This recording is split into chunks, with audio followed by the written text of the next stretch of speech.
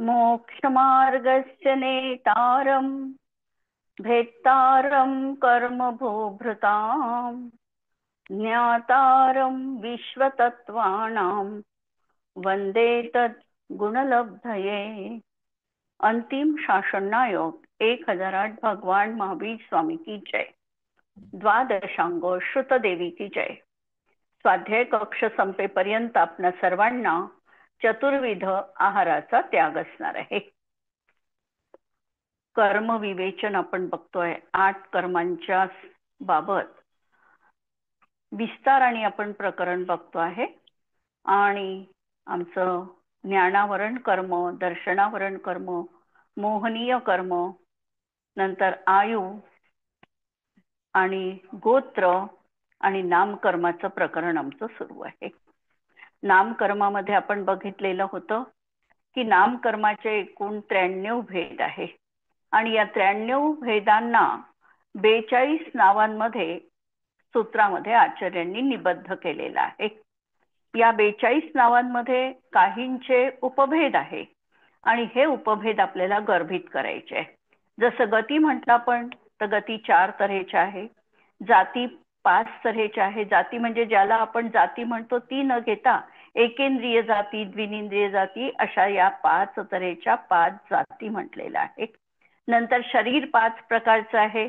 औदारिक शरीर मनुष्य आणि तिर्यंचांचं, वैक्रियक शरीर देव आणि नारकींचं, आहारक वृद्धिधारी मुनींचं आहारक शरीर, तैजस आणि कारमाण ही शरीर प्रत्येक जीवाजवळ शेवटच्या मोक्षाला जाईपर्यंतच्या अंत्य समयापर्यंत असतात। औदारिक शरीर, वैक्रियक शरीर यांचा तरी विरह जीवनात होतो, परंतु तैजस आणि कारमाण शरीर यांचा विरह जीवाला झालेलाच नाहीये। अनादिकालापासून हे आमच्या जवळ विद्यमान आहे। तेच नाही पण तैजस आणि कारमाण, तैजस शरीर जास्तीत जास्त 66 सागर पर्यंत जीवाजवळ राहू शकतं। कारमाण शरीराची उत्कृष्ट स्थिती 70 कोडाकोडी सागर, पण त्यानंतर परत दुसरं कुठलं ना कुठलं ते तैजस आणि कारमाण शरीर जीवाला प्राप्त झालेलंच आहे। म्हणून याचा विरह एक क्षण पण आम्हाला झाला नाही। औदारिक शरीर तरी आमचं सुटलेलं आहे अनंत वेळा, परंतु हे शरीर सुटलेलं नाही आणि म्हणून या शरीराचाच आम्हाला नाश करायचा आहे। नाश करायचा आहे ही व्यवहाराची भाषा आहे। कर्माचा पुद्गलाचा नाश आम्ही करू शकत नाही ही वस्तुस्थिती आहे। आम्हाला आमच्या परिणामांमध्ये साम्य बुद्धी, समता, कषयांची मंदता ही ठेवावी लागते आणि तिकडे कर्मामध्ये तशा प्रकारची प्रक्रिया सहज रीतीने घडते। शरीराच्या अनुषंगाने आम्ही समुद्घाताचे प्रकार पण बघितलेले होते, कशा रीतीने हे समुद्घाताचं कार्य जीवनात दिसतं।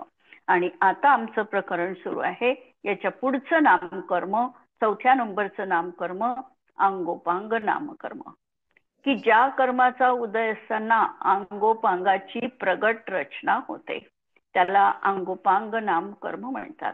3च शरीरामध्ये अंगोपांग आहे। कारमाण आणि तैजस शरीरामध्ये अंगोपांग असत नाही, त्यामुळे औदारिक शरीराचे अंग आणि उपांग, अंगोपांग, अंग आणि उपांग। अंग म्हणजे 8 अंग, ज्याला आम्ही साष्टांग म्हणतो, अष्टांगांनी सहित 8 अंग, आणि बाकीची जी काही आहे त्याला उपांग असं म्हटल्या जातात। तर ही अशी अंगोपांगाची रचना या 3 अशा अंगोपांग नामकर्माच्या उदयात होत असते। जेव्हा आम्ही अघाती कर्मांबद्दल बोलतो तेव्हा त्या ठिकाणी संज्ञा वापरायची आहे उदयाची। जसं गोत्र कर्माच्या उदयात, नाम कर्माच्या उदयात, आयुच्या उदयात याची प्राप्ती झाली की जे जीवाचं स्वरूप नाही अशा तऱ्हेची अवस्था जीवाला प्राप्त झालेली आहे। कशात?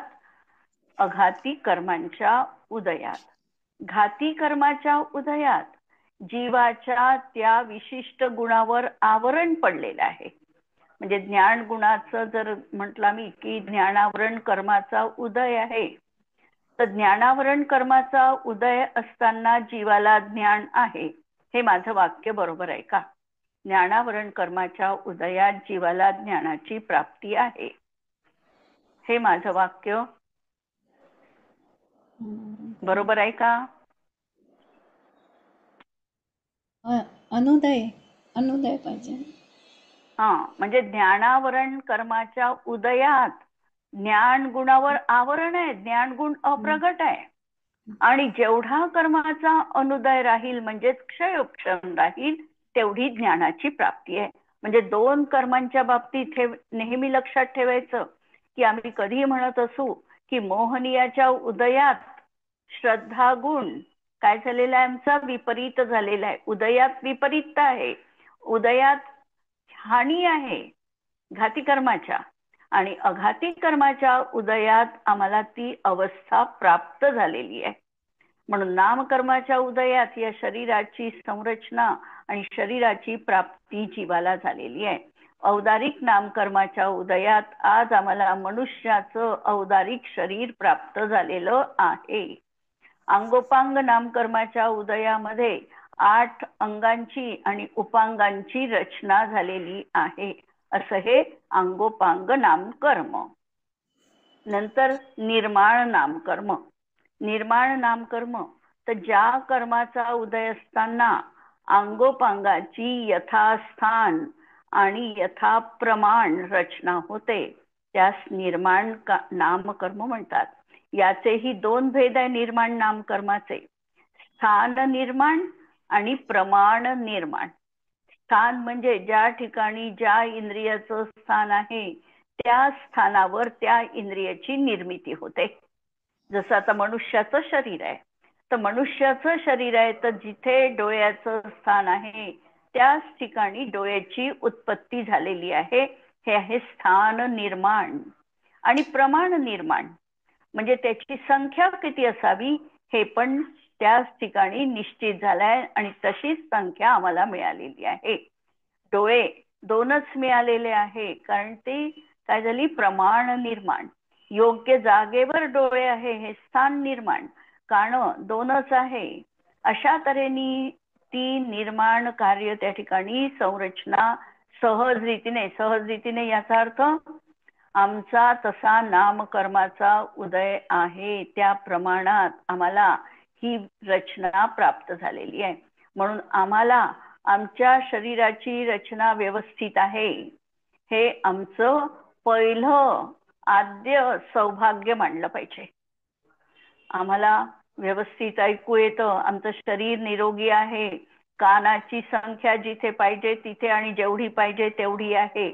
डोळ्यांची काही जण असतात त्रिनेत्रधारी शंकरासारखे, परंतु ही अशी काही संख्या अशी 3 ही डोळ्यांची निर्धारित संख्या नाही आहे. तर ज्या ठिकाणी जे इंद्रिय निर्माण व्हायचं आहे तिथेच निर्माण होतं, आणि जेवढ्या प्रमाणात पाहिजे तेवढ्या प्रमाणातच त्याची निर्मिती आहे. म्हणून हे सगळं कार्य या निर्माण नाम कर्माचं आहे. नंतर बंधन. बंधन नाम कर्मामध्ये की ज्या कर्माचा उदय असताना हे प्रत्येक वेळेला लावायचं.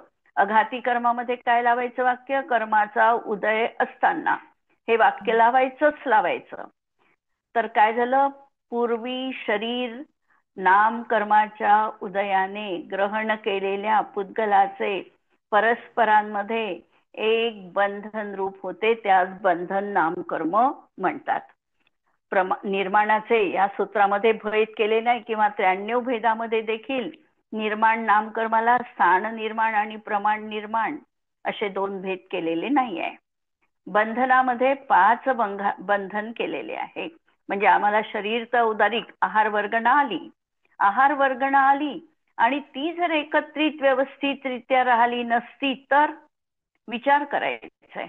जर अशी राहिली नसती, काही कुठे गेलं असतं, काही कुठे परमाणू गेले असते, तर त्या ठिकाणी योग्य रीतीने शारीरिक रचना झाली नसती. म्हणून ते एकमेक असे संयुक्त होऊन राहिले, हे आहे बंधन. यांचं बंधन झालं एकमेकांशी. जी आहार वर्गणा होती ती एकमेकांशी योग्य रीतीने व्यवस्थित बांधल्या गेली. म्हणजे जसं आम्ही उदाहरण आठवा की एखादा घर बांधणारा कारागीर आहे, तो विटा रचतो. विटा रचल्या त्यांनी आणि कुठली पण वीट कुठे ठेवून दिली तर योग्य रीतीने त्याचं बांधकाम होणार नाही. ज्या ठिकाणी जेवढी वीट पाहिजे तशाच प्रकारची वीट त्याला व्यवस्थित लावावी लागते.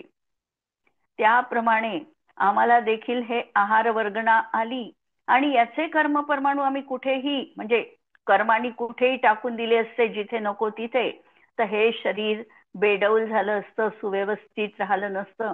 याला योग्य रीतीने बंधनात एका ठिकाणी जखडून ठेवण्याचं कार्य या बंधन नामकर्माने केलेलं आहे. जसं तो मिस्त्री सिमेंटनी त्या विटा बरोबर बंधनामध्ये ठेवतो, सुट्या सुट्या ठेवत नाही, त्याप्रमाणे हे बंधन असं 5 शरीरांमध्ये निर्माण झालेलं आहे. म्हणून याचे पण 5 प्रकार आहे. औदारिक शरीराचं बंधन, वैक्रियक बंधन, आहारक बंधन, तैजस आणि कारमाण.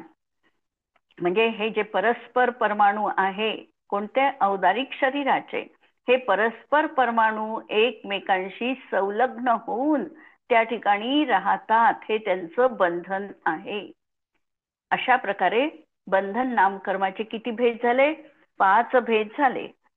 नंतर येणार आहे संघात. आता संघात समजा आमचे हे सुटे सुटे परमाणू बांधल्या गेले असते, पण त्यावर एक मुलायम अशी वरची पातळ त्वचा नसती. हा जो सिमेंटनी जसं घर लिंपावं तसं जर लिंपल्या गेलं नसतं तर याच्याकडे पाहणं देखील कठीण झालं असतं. याचे असे छिद्र छिद्र जर अवस्था असती तर आम्ही या शरीराला बघू शकत नव्हतो.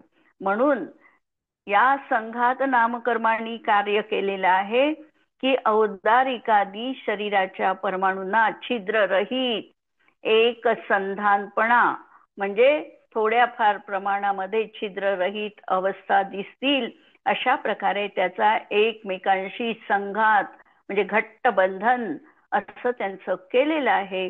आणि हेही 5 तऱ्हेच्या शरीरामध्ये होणार आहे. म्हणून औदारिक संघात, वैक्रियक संघात, आहारक संघात, कारमाण तेजस आणि कारमाण. म्हणजे ही वरची आमची स्किन आहे, ही स्किन त्यामध्ये स्मूथपणा, एक संधपणा हा या संघात नामकर्माचं कार्य आहे. आम्हाला वाटतं आम्ही क्रीम पावडर लावतो आणि म्हणून आमचं शरीर असं संघात रहित आहे. हे बाह्य कारण झालं. अंतरंग कारण असणार आहे संघात नामकर्माचा उदय. जर संघात नामकर्माचा उदय जर त्याच्यामध्ये कमी अधिक अनुभाग असेल तर काय होईल? तर आमचं शरीर वरून कितीही चोपड चापड केली तरीही ते जे व्यवस्थित राहायला पाहिजे हे व्यवस्थित राहणार नाही.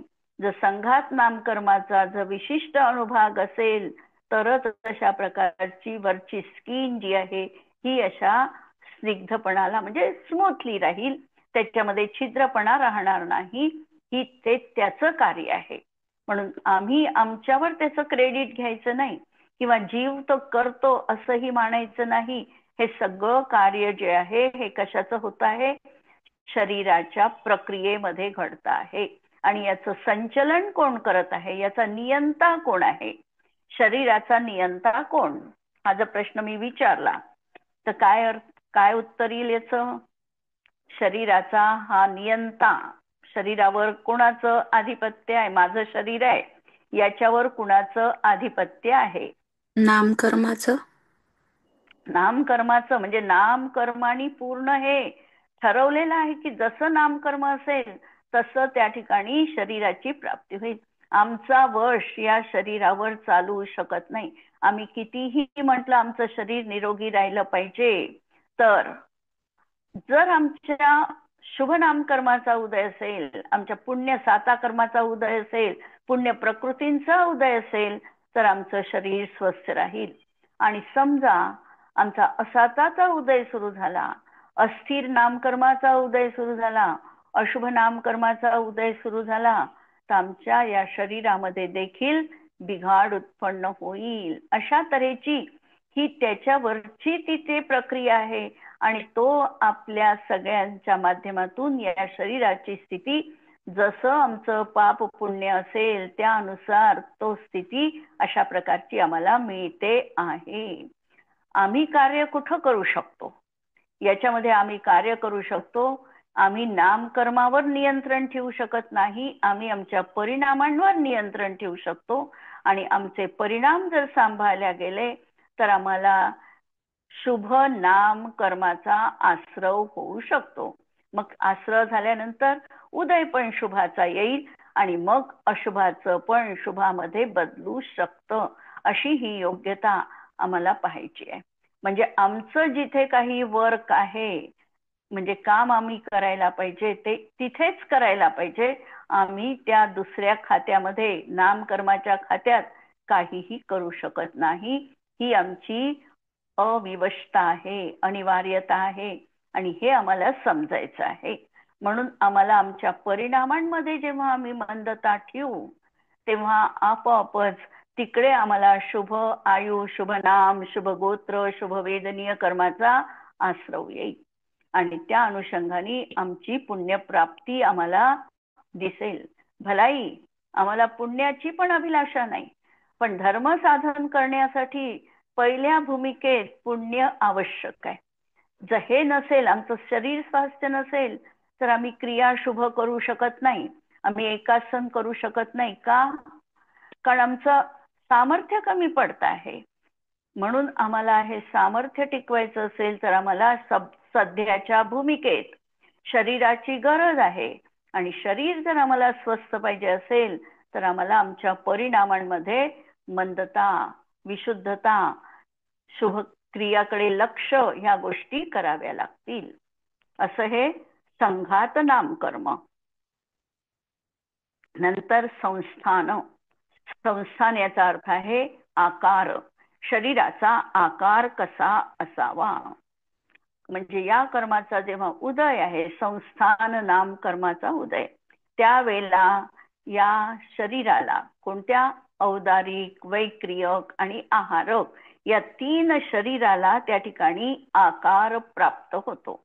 आता ज्यांचं वैक्रियक शरीर आहे त्यांनी वैक्रियक शरीर लावायचं, औदारिक शरीरवाल्यांचं औदारिक लावायचं आणि आहारक पुतळा निघेल त्यावेळेला आहारक लावायचं. तर या कर्माचा उदय असताना औदारिकादी शरीरांना आकार प्राप्त होतो.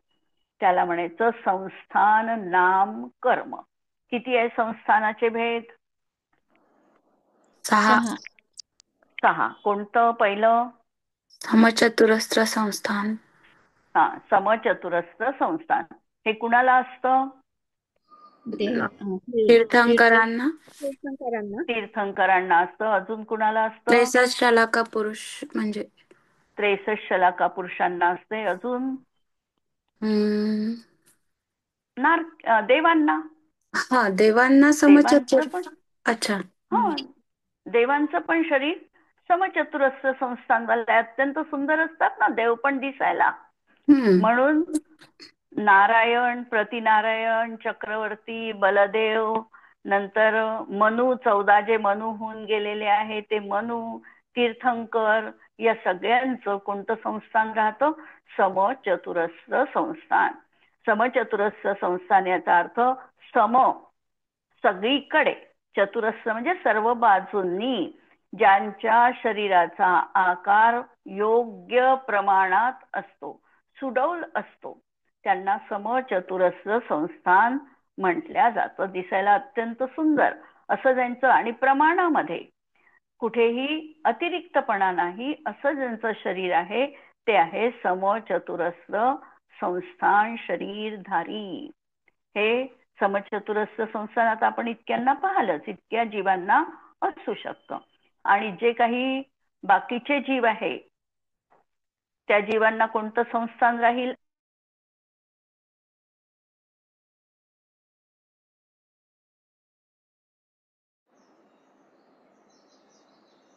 स्वाती. नाही.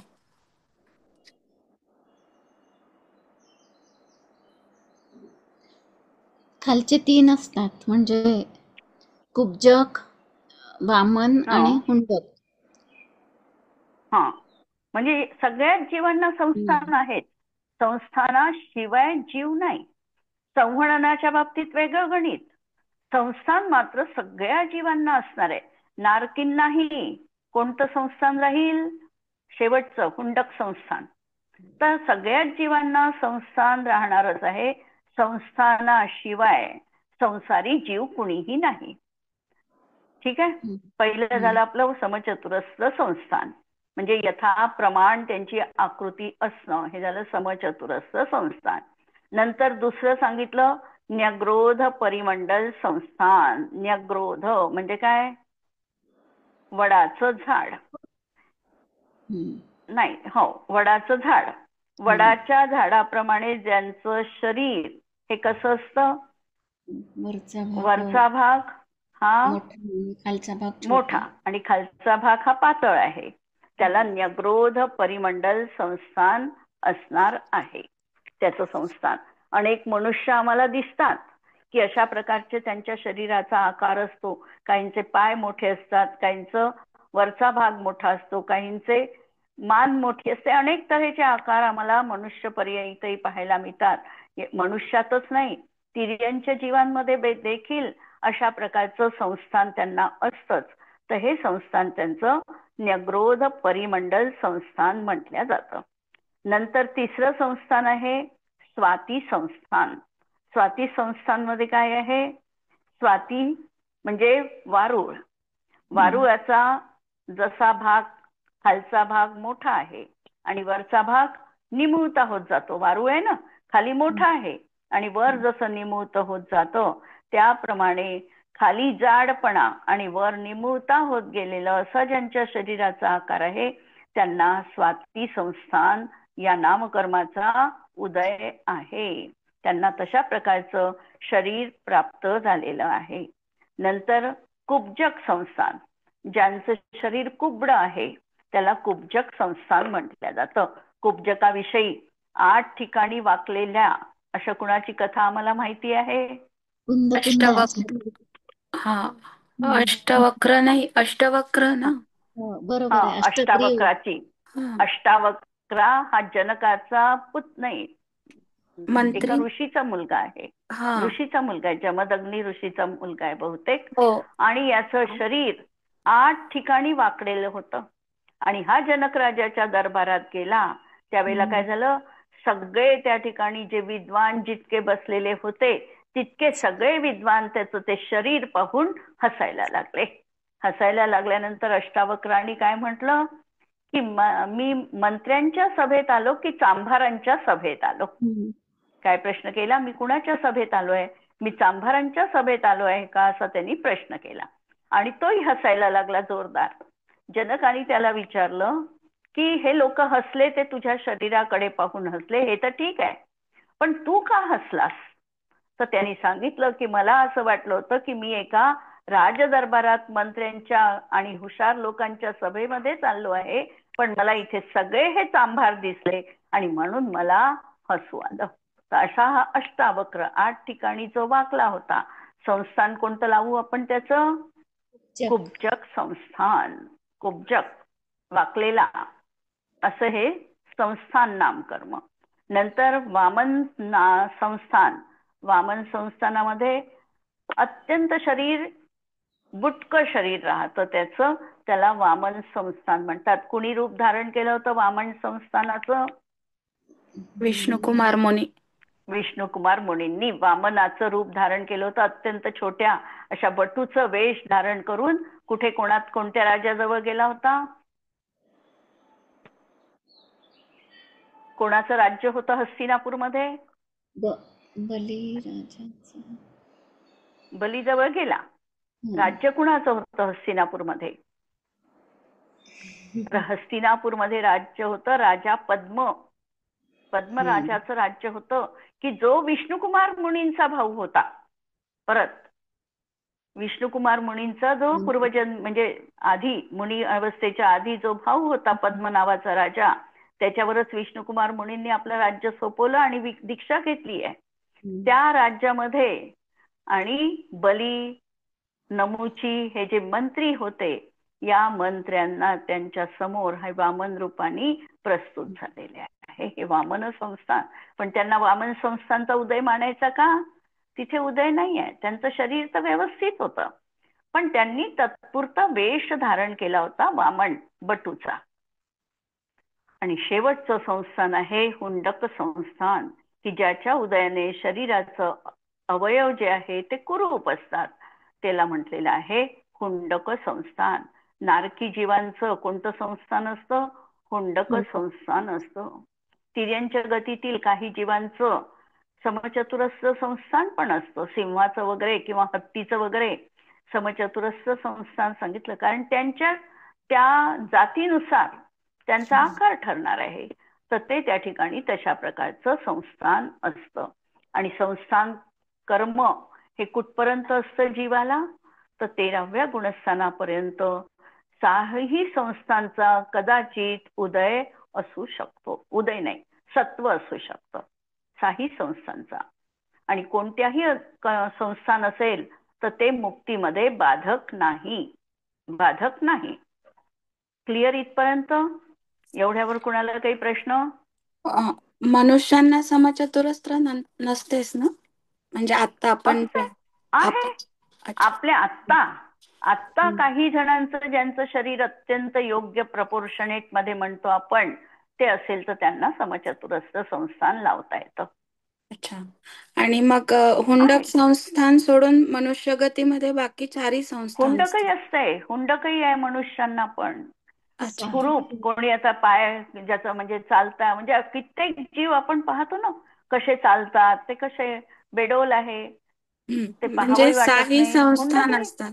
साही संस्थान असू शकतात कर्मभूमीमध्ये.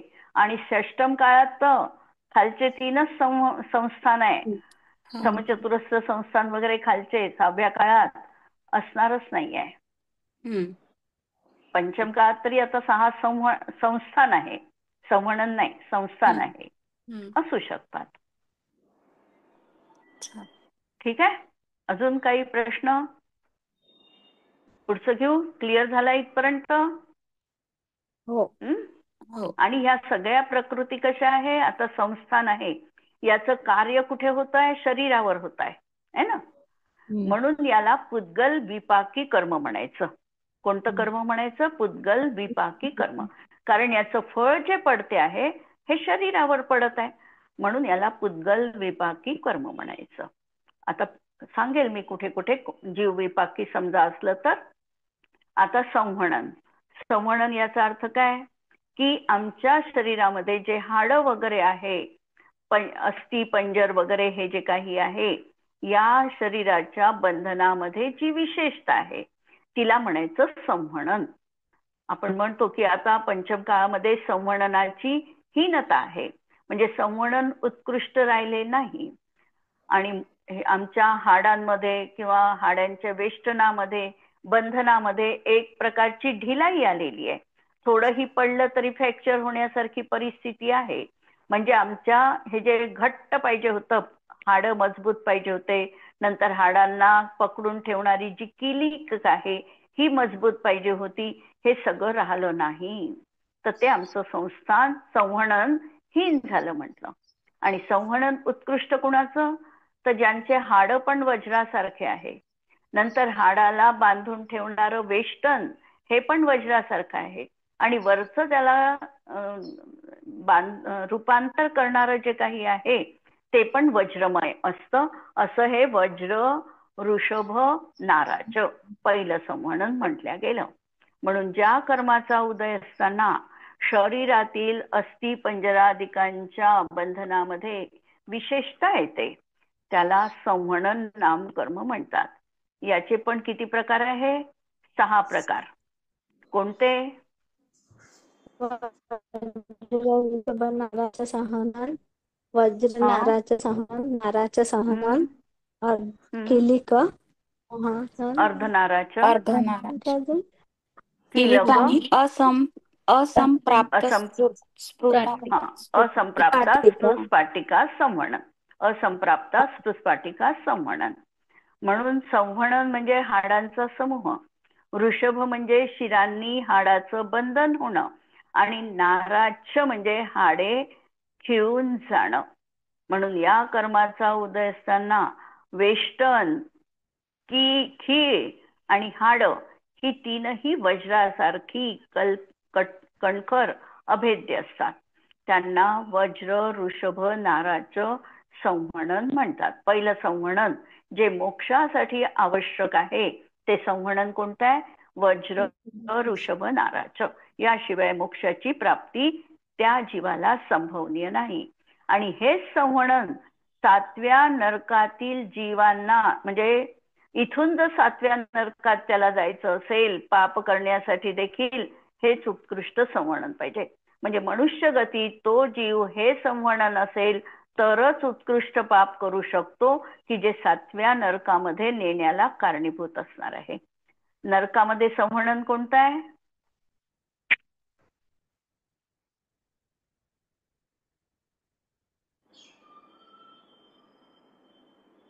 नरकामध्ये संवहन असत नाही, संवहन राहत नाही. कारण त्यांचं शरीर कोणतं आहे? वैक्रियक शरीर आहे. वैक्रियक शरीर असल्यामुळे देवांना आणि नारकींना संवहन राहत नाही. पण इथल्या कर्मभूमी मनुष्यांना जेव्हा हे संवहन असेल पहिलं, त्यावेळेला त्या संवहनाच्या माध्यमातून तो जसं उत्कृष्ट पुण्य करू शकतो मोक्षाला जाण्यासारखं, तसं उत्कृष्ट पाप देखील तो या संवहनात करू शकतो. आणि म्हणून उत्कृष्ट पाप केलं तर तो 7व्या नरकाचा भागीदारी बनू शकतो. पहिलं संवहन वज्र, ऋषभ, नाराच. आता वज्र, ऋषभ, नाराच संवहनाचा बंध हा कितव्या गुणस्थान पर्यंत होतो? 14व्या पर्यंत असेलच ना, कारण तीर्थंकर बंध बंध बंध अच्छा. उदय आहे, उदय याचा बंध होतो 8व्या गुणस्थान पर्यंत जीवांना. ते बहुतेक चांगले जे पुण्य प्रकृती आहे, या पुण्य प्रकृतीचा बंध हा 8व्या पर्यंत बहुतेक आहे. म्हणजे उदाहरण लक्षात ठेवण्यासाठी वज्र, ऋषभ, नाराच संवहन नामकर्म त्यांना असतं. दुसरं वज्र, नाराच. आता याचा उदय असताना नाराच म्हणजे खिळा आणि संवहन म्हणजे हाड ही वज्रमयी असतात, आणि त्याचं वेष्टन जे असतं हे मात्र वज्रमयी नसतं. त्याला वज्र, नाराच संवहन म्हणतात दुसऱ्या जातीचं. म्हणजे एक कमी आहे, कोणतं? वेष्टन त्याचं वरचं नाही, वज्राचं नाही. खीळ आणि हाड मात्र वज्राची आहे. नंतर हाडाची खीळ असते आणि बाकी दोन नसतात, तेव्हा ते नाराच संवहन म्हटल्या जातं. म्हणजे ज्याचं हाड आणि वेष्टन हे दोन्ही साधे आहे, फक्त खीळ त्या ठिकाणी आहे ती नाराच संवहन आहे. नंतर अर्धनाराच, की ज्याचा उदय असताना हाडाची खीळ अर्धवट असते, ते अर्धनाराच. म्हणजे खीळ आहे पण समजा एखाद्या कारागिरांनी लाकूड फसवायचं आहे आणि अर्धवट स्क्रू कसला तर काय होईल? तो लवकर त्या ठिकाणी निखळून जाण्याचे चान्स आहे अर्धवट कसल्यामुळे. त्याप्रमाणे हे अर्धनाराच संवहन आहे. हा पूर्णतः शेवटपर्यंत याचा कस लावलेला नाही, म्हणून ते अर्धनाराच संवहन आहे. आणि ज्याचा उदय असताना हाडाची खीळ अर्धवट असते, हाड परस्परामध्ये फक्त गुंतवली असतात, त्याला स्वतंत्र खीळ नसते, त्याला कीलक संवहन म्हणतात. म्हणजे फक्त त्या ठिकाणी हाड असे बांधून टाकल्याप्रमाणे आहे एकमेकात, आणि त्याला खीळ वगैरे अशी वज्राची काहीही नाही, त्याला किलीत म्हणतात. आणि असंप्राप्त स्फुस्फाटिकामध्ये हाडाचे सांधे परस्पर मिसळले नसतात, फक्त त्यांच्या बंधन आणि शिरा हे स्नायूंनी बांधलेले असते. हे झालं असंप्राप्त स्फुस्फाटिका संवहन. आता मी सांगितलं हे 6 संवहन आहे. याच्यामधलं हे शेवटचं जे संवहन आहे, शेवटची 3 संवहन असंप्राप्ता, कीलक आणि अर्ध नाराच, ही 3 अशुभ संवहन म्हटल्या गेली, ही 3 संवहन अशुभ म्हटल्या गेली. यातही असंप्राप्त स्पृस्फाटिका संवहनाचा बंध फक्त पहिल्याच गुणस्थानात होऊ शकतो. नंतर याची बंध विच्छुत्ती आहे, म्हणजे दुसऱ्या वगैरे गुणस्थानात याचा बंध होत नाही. आणि बाकीच्या 5 संवहनाची बंध विच्छुत्ती ही दुसऱ्या बाकीच्या 4 ची बंध विच्छुत्ती दुसऱ्यात आहे. मग शेवटी काय राहील त्याला? एक वज्र ऋषभ नाराच्या संवहनाचाच बंध होत राहील. पहिल्या याच्यात कोणतं गेलं? असंप्राप्त स्पृस्फाटिकाची बंध विच्छुत्ती झाली पहिल्या गुणस्थानात, म्हणजे पहिल्यापर्यंत तो बांधू शकतो, हे दुसऱ्यात असेल तर तो हे बांधणार नाही. नंतर दुसऱ्या गुणस्थानात 4 संवहनांची बंध विच्छुत्ती आहे, म्हणजे कोणती? कीलक, अर्धनाराच, नाराच आणि वज्रनाराच.